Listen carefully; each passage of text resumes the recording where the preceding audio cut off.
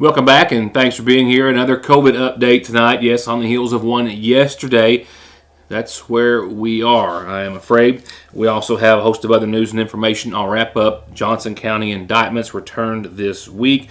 A McGoffin County man arrested in Johnson County on serious charges, similar to charges he's been jailed for before, as well as an update in the murder of 12-year-old Stacia Collins of Johnson County, who was laid to rest just days ago. And a number of other bits of information and important items to discuss. Beginning with the update from the governor earlier today, a brief summary of his Team Kentucky update today included economic development advancements or announcements, some $10 million for Confluent Health LLC's new headquarters, 350 full-time jobs in Kentucky. Also, the governor congratulating DAS COS Incorporated, a distributor of automotive supplies. That's 100 full-time jobs in Simpson County, an investment of some $15 million. As for the flooding, the death toll is unchanged. It still stands at 39. The missing persons, unchanged. Still stands at 2.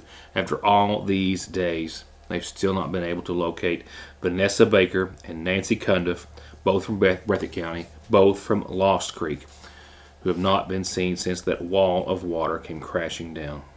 455 people still being housed in state parks, and nearly 100 travel trailers on 4 sites, including Jenny Wiley. The Team Kentucky Flood Relief Fund, almost $6.75 million after over 34,000 donations. And for utilities, power outages, all wireless providers, first off, fully restored, they say.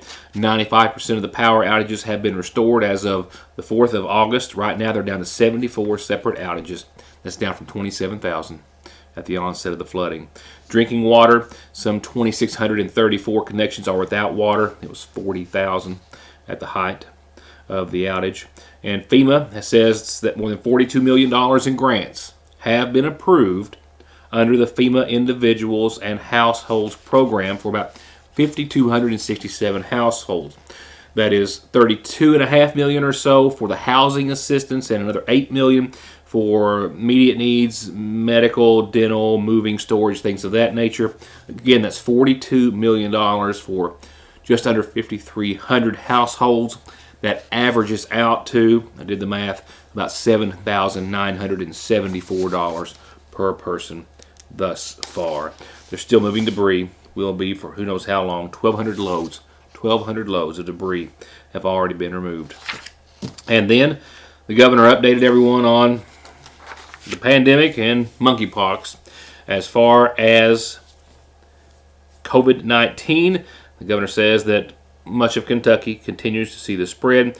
It's hopeful, however, that a lot of those counties will start to plateau. Some still are in the green as of the last update, while a total of 17 monkeypoxes have been identified in Kentucky. I've been speaking with some health officials in the area and in the region, and it's believed that we will, if we haven't already, seen our first possible case in the eastern Kentucky area, and I'll have more on that at a later time. I do have this from the McGoffin County Health Department today. I had a midweek update for you on COVID yesterday that put us over last week's numbers, which were the highest we had seen in months, and we're adding more to that today. Most certainly, we will hit triple digits by the end of the week, the way it's going. And no one can really say what that equates to in regards to how we were counting cases back at the first of the year. This is almost the same thing I showed you last night with the addition of 15 more cases over the past 24 hours. Real quickly, top right of your screen, back in the first of the year, we had our peak during the entire pandemic, 270 cases for that 1 week. And then you see the decline there from January into February into March. And then we stayed in the teens. Then we crept back up into the 30s and 40s, and we hovered there for a while. And now we've been on a steady climb for the past several weeks. Last week, 71. We were at 74 and counting yesterday, top left of your screen. Today's 15 puts us at 89 cases and counting, which gives us reason to think that we will break the 100 mark after tomorrow's cases are tabulated by the McGoffin County Health Department. Remember, they are getting only numbers that come in from healthcare providers. They are not getting, by and large, any information from all the home testing that is being done. And as well, of course, there has to be a significant number of people who have COVID who maybe aren't even testing. So factor in all of that, and those 100 cases could very likely put us at, or maybe even, well, certainly close to, if not more, than our case counts back when we were at the height of the pandemic. The health department has walk-in slots available on Tuesdays, 9 till noon. Next Tuesday for boosters and vaccine, anytime during those 3 hours. If you're 50 years of age or older, please, you are encouraged to walk in and get your vaccine or booster, Moderna, at the McGoffin County Health Department. If you have any questions, call 349-6212.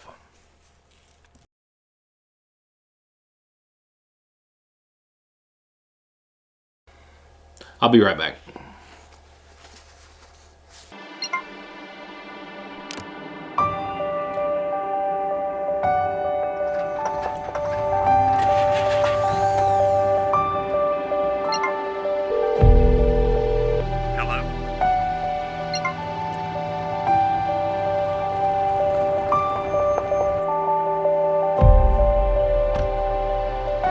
The coverage you need when you need it most.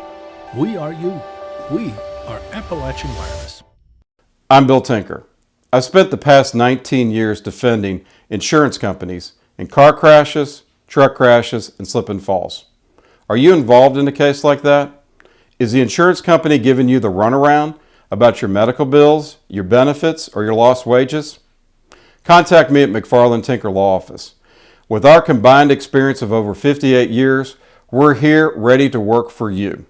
Check out the latest in savings on new sets of tires and vehicle maintenance at Conley's, like $150 back on Goodyears, $120 back on Bridgestones, and big deals on Firestone, Hankook, General, and more. All with perfect snap-on balancing, and where they only charge $35 for state-of-the-art computer diagnostics to fix exactly what you need and get you back on the road. On the web at conleytire.net or stop by in Staffordsville. I'm Kelly Collins. And I'm Taylor Shepard. And we are with the Golden Law Office. We both began our legal careers in Lexington, representing the nation's largest insurance companies.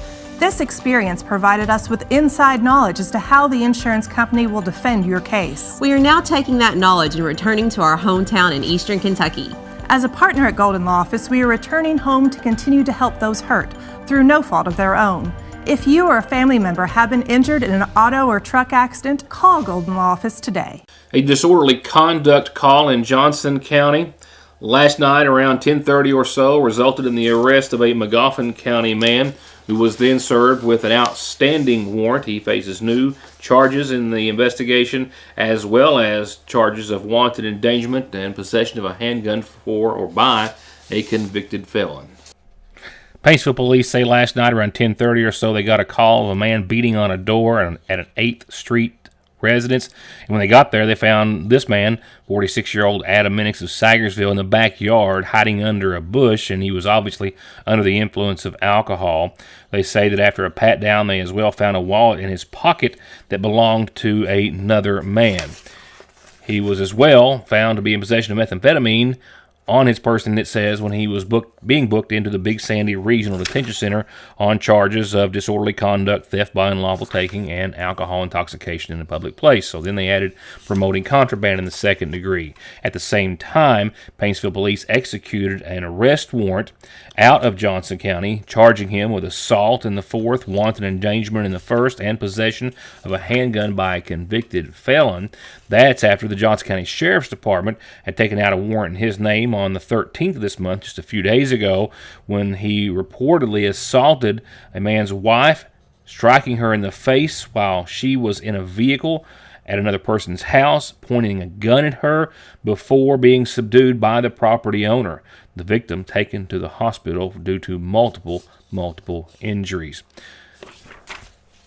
Indictments released this week by the sitting Johnson County grand jury in just a few moments. First, however, I have an update. I just had a phone conversation a few moments ago with Detective Bill Meade of Johnson County Sheriff's Department. It says he and the lead detective on the case, Tim Clark of the Sheriff's Department, have been working essentially around the clock to try to build their case in the death, the murder, if you will. It does appear as though, most certainly, of 12-year-old Stacia Collins of Johnson County. This was the latest information that Meade was able to pass along to me at this hour. We're gonna aggressively pursue this case to the end. There's no doubt it's going to become a criminal charges. We're going to be executing some search warrants within the next few minutes, getting more evidence on this particular case. Those remarks were from Deputy Tim Clark just soon after this little girl's body was found, shot to death, left lying in the middle of a strip job road in Johnson County. Her body was discovered after that of her father, which resulted in the realization that she was actually missing as well. She died of a gunshot wound, was left to lie there and found by passersby after authorities had discovered her father, Stacy Collins, initially thought to have been beaten, but later found to have been shot by a self-inflicted gunshot wound about 2.5 miles from where the little girl's body was found. Most of you are aware of the circumstances by now. He's still alive. At last report, says Bill Meade, he was alive and had no reason to expect that he would not survive. That was the only information they had on his condition. Meade said that they are currently right now preparing this case for the grand jury for charges of murder and kidnapping against the father in the case, confirming what we initially thought was to be a murder-suicide situation. He says they're continuing to collect evidence. The case is ongoing, with funeral services held for the 12-year-old in Johnson County just days ago. Next, coverage of the Sagersville City Council meeting from earlier in the week. The council unanimously approving the recommendation of Mayor Shepherd to leave the property tax rates, which have to be set, of course, this time of year, as they were at this time last year. They will not change and stay the same as they were. They also discussed, however, something that I've discussed in the program here on a couple of occasions, but some more details about the school resource officer agreement between the city of Sagersville and the Magoffin County Board of Education, placing a Sagersville police officer at Magoffin County Schools in addition to the Magoffin County Sheriff's Deputy, which is also at the high school, and floating from there to other campuses. School resource officer has to be a certified police officer. They just can't take any police officer that's works for the sheriff's department or us. That's either one of us are certified. And the contract I sent to Jeff, and he got to look at it and everything. And basically what we done is I put Mike will be at the middle school, Sagersville grade school as a school resource officer for that campus. He can also go to other campuses if need be and all that. The school will be paying us $9,700 a quarter or something like that. It comes to almost $40,000, which that will allow us to hire another police officer and pay for that. So instead of losing Mac, we'll still keep Mac, and he'll still be getting some overtime and stuff with us, but we've hired another officer, and we'll get to that in a second here. Does the other campuses need? Yes, they do. So they They'd like to have one on every campus, but the SRO at the high school will be covering North Magoffin some and South Magoffin. Mac can go to North Magoffin if need be. I'm not sticking him, but most of the time he'll be at the middle school. If they have problems, they will be going to just patrol every once in a while, show their face, make sure they know who they are, make sure the layout of the building. I'll let Mike speak to that if you want. As far as the school resources at North, I cover Tuesdays and Fridays. I make a round there on Tuesdays and Fridays. The resource officer at the high school, he makes a round on Mondays and Thursdays. And then Wednesdays, we're just at whatever they need. They call one of us and we'll come up there. The resource officer at South Magoffin is the one at the high school. He covers the high school in South Magoffin, and I'll cover Hareworker Middle School, Sagersville Grade School, and vocational building. Shepard referred to in that segment, as you heard, the hiring of another Sagersville police officer, which was actually sworn in, I believe, the following day. Donovan Watson, coming from the McGoffin County Sheriff's Department, sworn in and now will serve the city of Sagersville. He is also already scheduled to go for the 19-week certification training, law enforcement training, in September, and will return as an officer for the Sagersville PD, actually being able to work during his time home on the weekends during that 19-week span.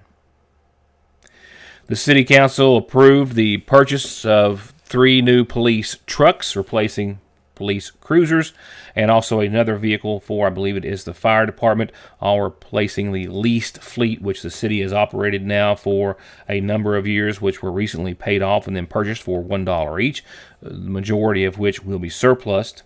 And they also discussed the Founders Day schedule. Can you believe that? August is winding down. That means Founders Day is getting close, and I'll be passing that along to you a little bit later on. Also present for that meeting were representatives of FEMA and the Small Business Administration, which I've had on the program here, providing the same or similar information to the council and mayor that they provided to us just days ago. But a reminder, as we go on to the calendar tonight, that representatives will be back at the McGoffin County Health Department on Sunday. Sunday from 1 till 7, and then Monday and Tuesday of next week from 7 a.m. to 7 p.m. on both days. Representatives from the Small Business Administration will be there as well. McGoffin County is seeing very minimal damage, of course, even compared to our standards, but certainly compared to that of our neighbors. However, there were some damages seen. Some homes did suffer some damage in private property, and there's a potential that you might be able to, given the scope of this disaster in other parts of eastern Kentucky. As I had told you earlier, and as a judge executive, Matt Wireman had passed along in the program, that private roads and bridges may be eligible for some funding at this time. Nothing new on the rest of the calendar, but a reminder about a couple of important things. You can do them online. You can do them in person, but one is in Lexington, and the other is also out of the area. But you can log on, and you're encouraged to do so, by Marlene down at the Senior Citizen Center. August the 26th, Friday the 26th, a week from this Friday, 9 until noon, they will have a family caregiver workshop online. You can call 859-323-5550 or call Marlene. She will help you get logged on. Later that afternoon, 1 till 3, another great opportunity to find out about the connection between sleep and dementia. You'll have a PhD. You'll also have a family caregiver coordinator there. You can also do that online as well through a virtual registration. Call 1-800-272-3900 for that, or call, again, the Senior Citizen Center for some assistance. If you need assistance with calendar announcements, I can take care of it. Birthdays and anniversaries, too. Just tell me, and I'll tell everyone about them. And remember, we love to do birthdays, birth announcements, anniversaries, and the like in the Sagersville Independent, and it doesn't cost anything there. You got a wedding announcement, like one that I saw just recently? We'll pass it along. Send those to Heather, however, at SagersvilleIndependent.com. A reminder, as we turn to obituaries tonight, brought to you by the McGoffin County Funeral Home. The services start tomorrow at 1. In honor of 58-year-old Judy Ann Juniper of Royalton, the daughter of the late Henry Manns and Rose Ann Juniper. She's survived by her mom as well as her son Christopher Dalton and granddaughters Tinsley Green and Madison Rowell. Services tomorrow at 1 from the Tip Top United Baptist Church. Visitation is also this evening at the church.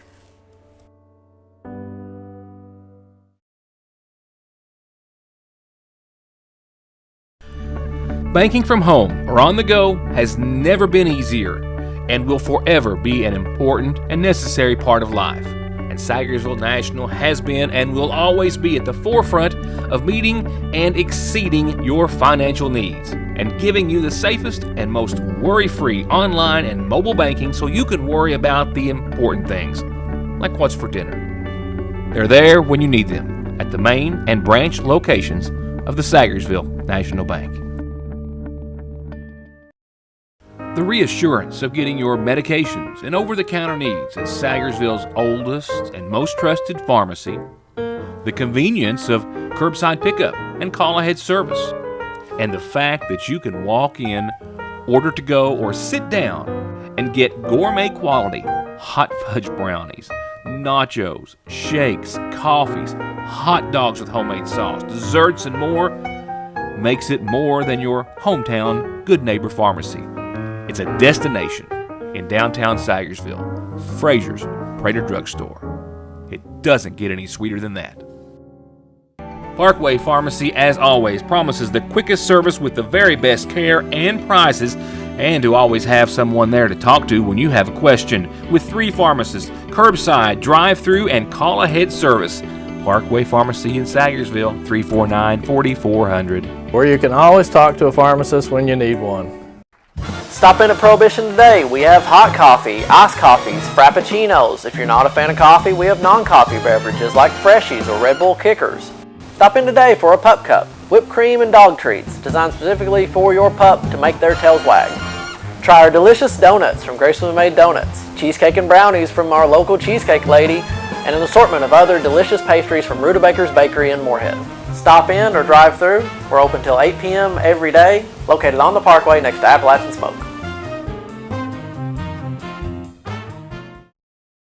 Keywords right now at the seasonal shop, new arrivals. They've got new fall shorts and more coming in soon, but they're already fully stocked on cello jeans and cutoffs, and they're now carrying Hornet football, hats, tees, and sweatshirts just in time for the season, and all proceeds go to the Magoffin County Quarterback Club, plus new Ridge and Holler designs, some that need no explanation, and a complete new line of fall baby clothes. And remember, they have baby and wedding registry.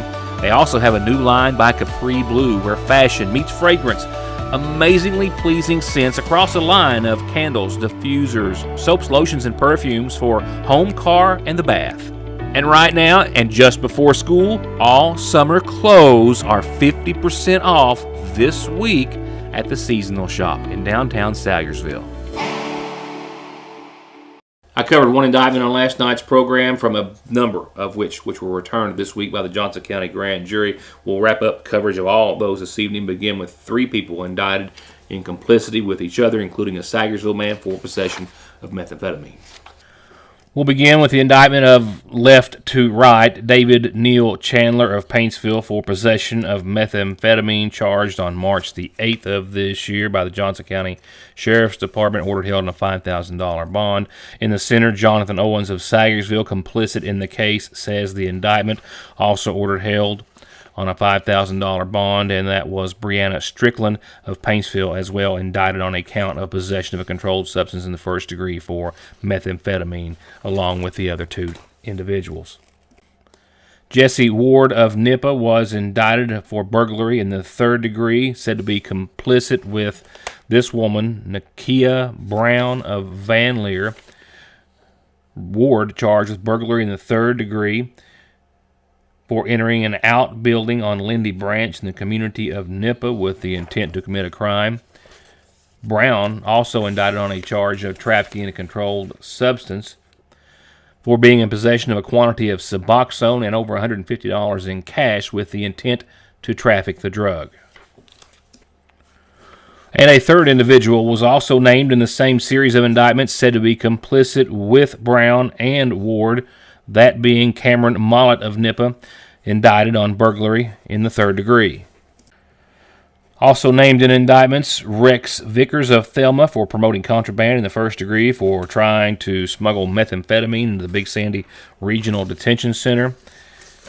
And Darren Mollett, the grand jury accusing him of, as well, possession of a controlled substance in the 1st degree for being in possession of methamphetamine. And lastly, named in this series of indictments, Joshua Kirk of Hinkle Valley Road in Inez, indicted for possession of meth, possession of a controlled substance, possession of marijuana, and possession of drug paraphernalia.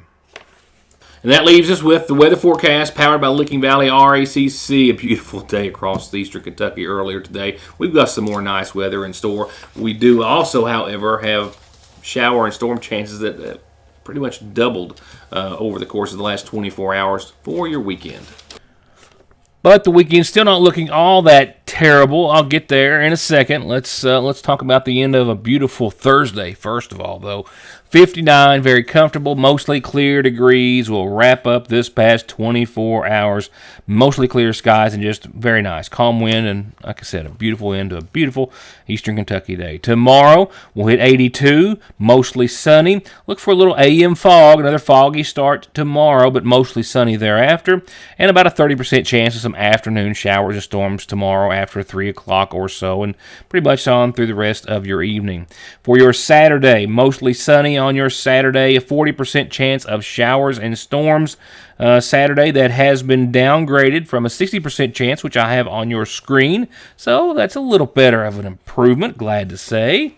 82, 66 for your high and low on your Saturday. Sunday, we'll see right around 80 again, very consistent temperature-wise, and 66 for your high and low. But we're going to stick with a likelihood of showers, maybe some thunderstorms on your Sunday and Sunday night to the tune of a 60% shot. So definitely better Saturday, we think, than Sunday, and not either of them really all that bad. You might have to dodge a shower or a storm or two, nothing too severe. And look at that. I mean, consistent still. 79, partly sunny, a 50% chance of showers starting us on Monday. Tuesday, we're going to top out right around 80 again, mostly sunny, and a 30% chance. 20% Wednesday, Thursday, highs not going anywhere from 79 to 82. That's the range, Monday, Tuesday, Wednesday, and Thursday of next week, and for most of the 7-day, for that matter. So all in all, pretty decent forecast. Still nothing like the middle of August at this time. It's been a long run of some very off-season weather. How long can we make it without seeing the 90s return? Because we will. Still a lot of news to try to work into the last day of the week. I'll give it my best shot tomorrow, and I hope to see you next time. Thank you, and good night.